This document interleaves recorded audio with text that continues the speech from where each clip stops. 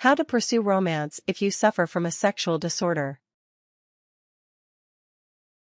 Whether you're with a long-term partner or just getting to know someone, romance is a fun and exciting way to connect with someone you're interested in.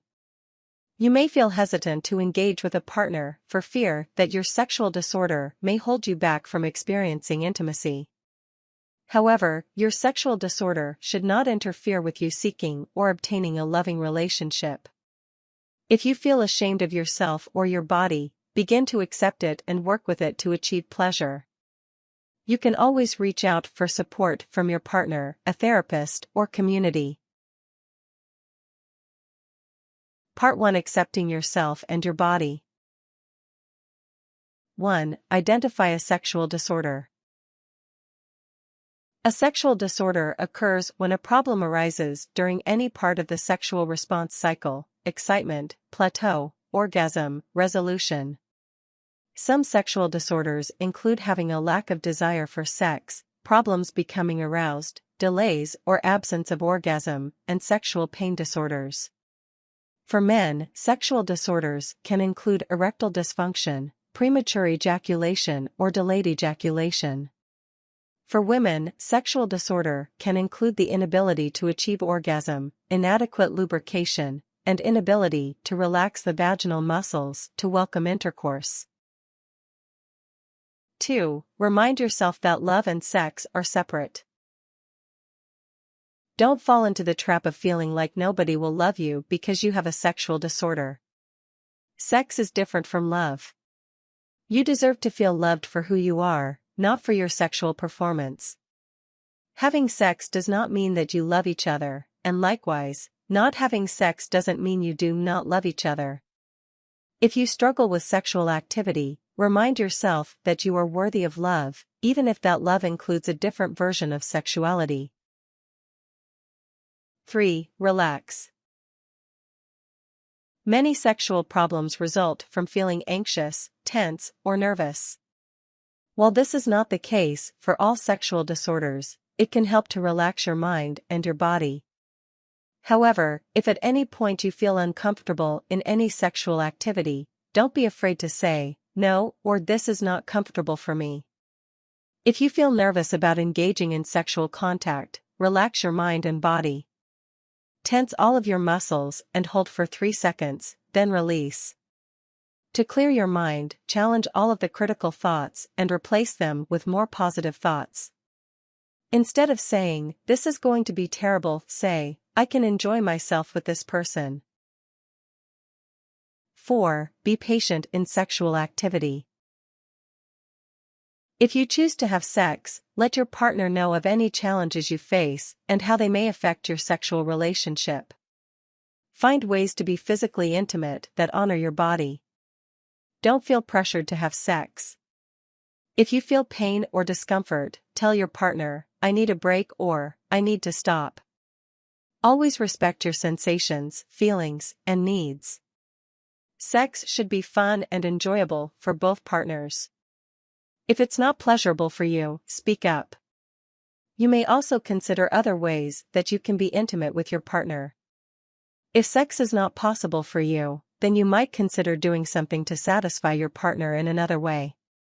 This may be enough to create the same intimacy between you that sex provides. Part 2: Using touch for romance. 1. Make meaningful eye contact. In both dating and relationships, eye contact plays an important role. Gazing into another's eyes can increase feelings of affection, passion, and love. When the other person speaks, look them in the eyes. If your partner is sharing something important, stop and make eye contact to show that you care and are listening. Eye contact is a great way to build trust, empathy, and connection. 2. Share affection. Be affectionate with your partner. Hold hands, put your arms around each other, and snuggle together. Caress your partner, give and receive a back rub, and give meaningful hugs. Affection arouses feelings of love and intimacy. Show love and affection and let them know you are interested. 3. Explore touch in new ways.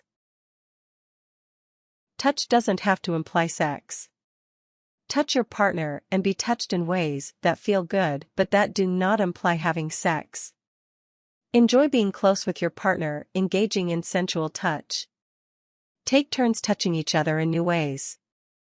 For example, use an object such as a feather to touch your partner.